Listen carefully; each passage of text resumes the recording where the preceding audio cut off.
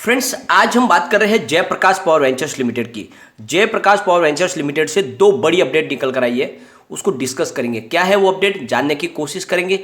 और जिस तरह से आज बहुत ही जबरदस्त वॉल्यूम में कामकाज हुआ है, यानी वॉल्यूम के मामले में नंबर 2 पे था जयप्रकाश पावर वेंचर्स लिमिटेड, तो ये क्या इशारा है? क्या यहाँ से लगातार तेजी बन सकती है या फिर वापस गिरावट हो सकती है?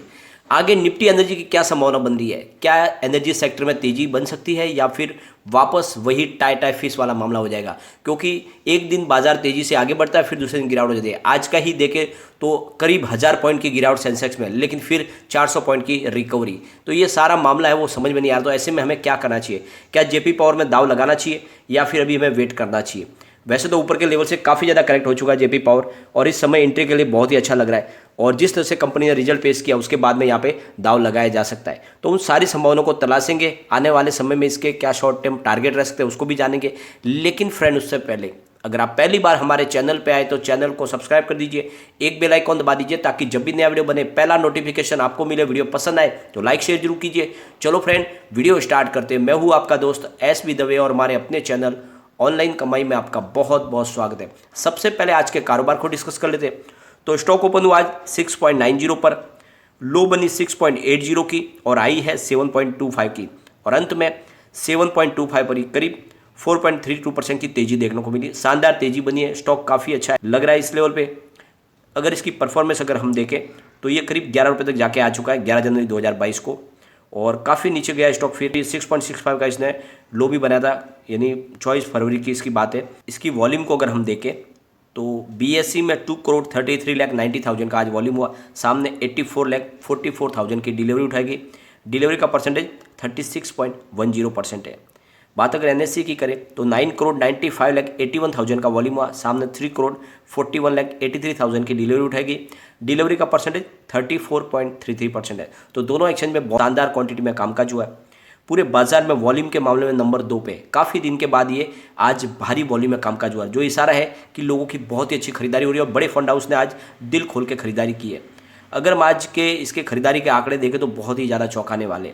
जो शुरुआत हुई थी सुबह 9:44 पर, जहाँ पे 7.25 की प्राइस से करीब 18,28,000 शेयरों की एक बड़ी डील हुई। उसके बाद में फिर 9:45 पर 7.25 की प्राइस से करीब 17,62,000 शेयरों की एक बड़ी डील हुई। फिर उसके बाद में 9:48 पर 7.25 की प्राइस से 28,38,000 शेयरों की एक और बड़ी डील हुई। और ये लगातार सब डील है जहाँ पे खरीदारी की जा रही है। उसके बाद में फिर 11:49 पर 7.20 की प्राइस से 20,36,000 शेयरों की एक और बड़ी डील हुई। उसके बाद में फिर 11:55 पर 21,01,000 शेयरों की एक और बड़ी डील हुई और इसमें भी खरीदारी हुई है। उसके बाद में फिर 11:57 पर 7.25 की प्राइस से 42,28,000 शेयरों की एक बड़ी डील हुई। और आज आप देख लो, काफ़ी दिन के बाद बड़े फंड हाउस एक्टिव हो चुके हैं स्टॉक के अंदर, तो यहाँ से तेजी की संभावना दिख रही है हमें।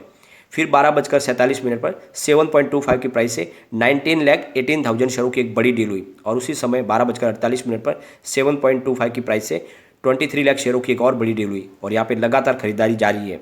फिर 1:06 पर 7.25 की प्राइस से 15,26,000 शेयरों की एक बड़ी डील हुई और यहाँ पे लगातार खरीदारी की जा रही है। उसके बाद में फिर 1:50 पर 7.20 की प्राइस से 22,20,000 शेयरों की एक और बड़ी डील हुई।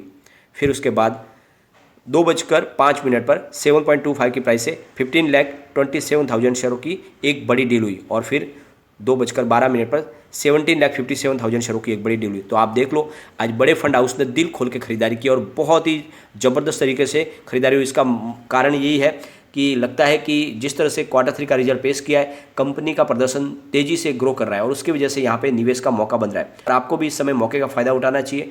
थोड़ा थोड़ा करके खरीदारी करें अगर आप ऊपर के लेवल में बेच के बाहर निकल चुके तो, क्योंकि यहाँ पे इस समय गिरावट की संभावना कम है और तेजी आएगी तो पॉजिटिव संभावना के चलते स्टॉक तेजी से आगे बढ़ सकता है, 2 डिजिट में जल्दी जा सकता है। लेकिन एक बात का और ध्यान रखें, रसिया और यूक्रेन का मामला वो ऐसे ही अधर में अभी लटका हुआ है और उसकी वजह से न्यूज़ के ऊपर बाजार में बहुत ज़्यादा अपडाउन देखने को मिल रही है। तो इस समय एक साथ में एग्रेसिव तरीके से खरीदारी न करें, लिमिटेड मात्रा में करें। गिरावट होती है तो फिर आप नीचे लेवल से खरीदारी करके अपना एवरेज व्यू क्लियर कर सकते हैं। यहाँ पे एक थोड़ी सी डिसअपॉइंट करने वाली न्यूज़ निकल कर आई है कोल सेक्टर के लिए। यहाँ पे महाराष्ट्र में एक thermal power plant already shut down हो गया है और इसके पीछे वजह बनी है कोल शॉर्टेज की प्रॉब्लम धीरे धीरे अभी ये धीरे थर्मल पावर प्लांट को बंद करने लगी है। तो यहाँ पे जो 3 यूनिट थे महाराष्ट्र में, और उसमें से 1 यूनिट को बंद करना पड़ा है, और क्योंकि वहाँ पे पूरी तरह से उनको कोल नहीं मिल पा रहा है, और इसकी वजह से उन्होंने अपने कोल प्लांट को बंद किया है।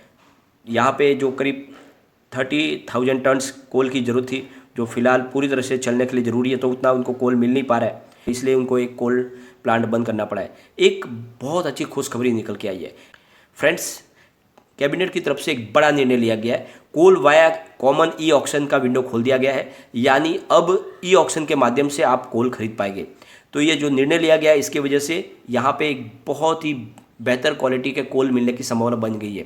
यानी क्या है कि पहले जब प्राइस एक ही थी, तो कैसा भी कचरा स्टॉक हो या फिर अच्छे कोल हो, सबकी प्राइस एक जैसे होती, जिससे जो सबसे बड़ी बात है कंपनियां भी ज़्यादा उसमें इंटरेस्ट नहीं लेती थी। लेकिन अब ये होगा कि ऑक्शन के माध्यम से जब कोल बिकेगा तो अच्छी प्राइस मिलेगी अच्छे कोल की। तो इसकी वजह से एक तो बढ़िया क्वालिटी के कोल मिल पाएंगे, जिससे जो पोल्यूशन होता है वो भी कम होगा, और दूसरी तरफ उनको प्राइस भी अच्छी मिल पाएगी कंपनियों को, तो वो अपने कारोबार को अच्छे से संभाल पाएंगे, अच्छी क्वालिटी को मेंटेन कर पाएंगे।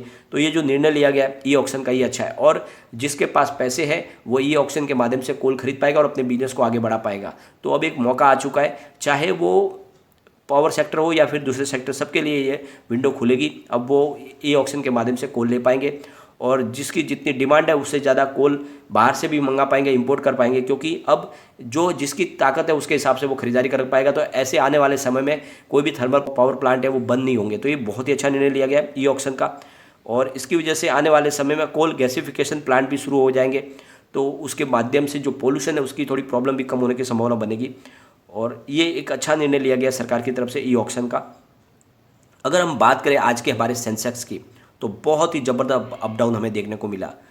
शुरुआत हुई 55,329 पर, यानी ज़बरदस्त गिरावट के साथ में।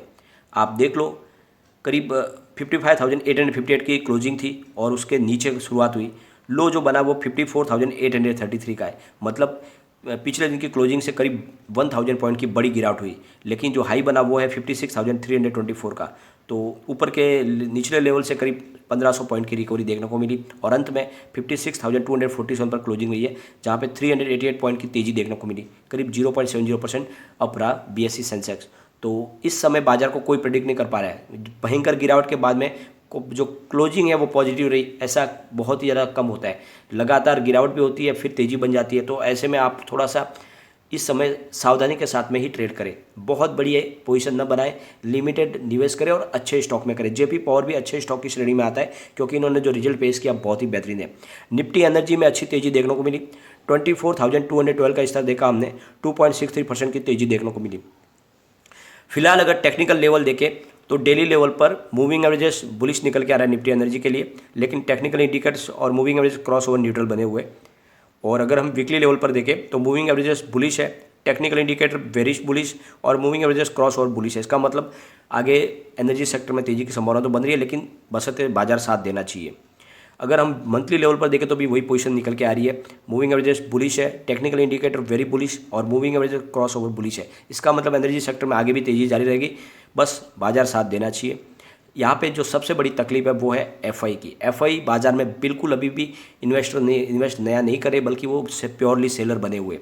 अगर हम बात करें 24 फरवरी की, 24 फरवरी को इन्होंने करीब बाजार में 6,448 करोड़ रुपीज़ का माल बेचा है, जिस दिन गिरावट हुई थी बाजार में बड़ी।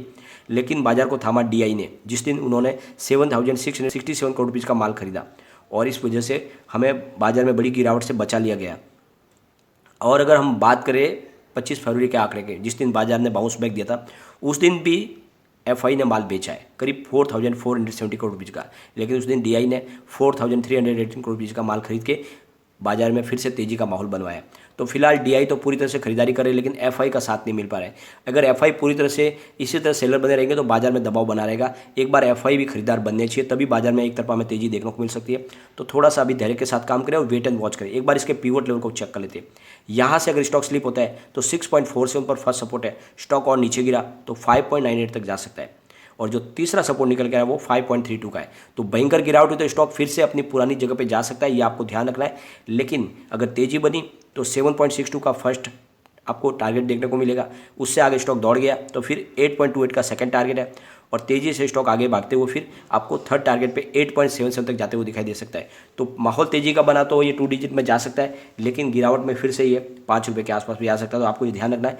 लेकिन फ्रेंड स्टॉक बहुत अच्छा है क्योंकि कंपनी ने अपना रिजल्ट बहुत ही बेहतरीन पेश किया है। Q3 के रिजल्ट के दम पे कह सकते हैं कि जिस तरह से कंपनी पटरी पे है। और सबसे अच्छी बात यह है कि फिलहाल जो सबसे बड़ी बात है कि इलेक्ट्रिसिटी डिमांड लगातार बढ़ रही है और उसको पूरा करने के लिए सिर्फ एक ही सोर्स है, वो है कोल थर्मल पावर प्लांट, क्योंकि जो ग्रीन एनर्जी है अभी भी उसका वो स्कोप नहीं है कि उसको पूरा कर पाए उसकी डिमांड को। तो ऐसे में निवेश का जरिया तो बनता है, तो लगातार तेज़ी भी जारी रहेगी। तो लॉन्ग टर्म के लिए निवेश करें, शॉर्ट टर्म वाले थोड़ा सा बच कर रहे, क्योंकि बाजार में अभी भी गिरावट की संभावना बन सकती है। एक दिन बाजार तेज़ी के साथ आगे बढ़ता है फिर गिर जाता है। तो सिर्फ आपका अगर लॉन्ग टर्म का नजरिया, कम से कम आप 2 साल के लिए बाजार में बैठ सकते हैं, तभी निवेश के बारे में सोचिए। शॉर्ट टर्म वाले थोड़ा सा वेट करें। लेकिन फ्रेंड, कोई भी इन्वेस्टमेंट करने से पहले अपने फाइनेंशियल एडवाइजर से एडवाइस ले ले या अपना खुद का रिसर्च करें, क्योंकि मैंने वीडियो आपके एजुकेशनल पर्पज़ के लिए ही बनाया। वीडियो पसंद आए तो लाइक शेयर कीजिए और चैनल को सब्सक्राइब कर दीजिए।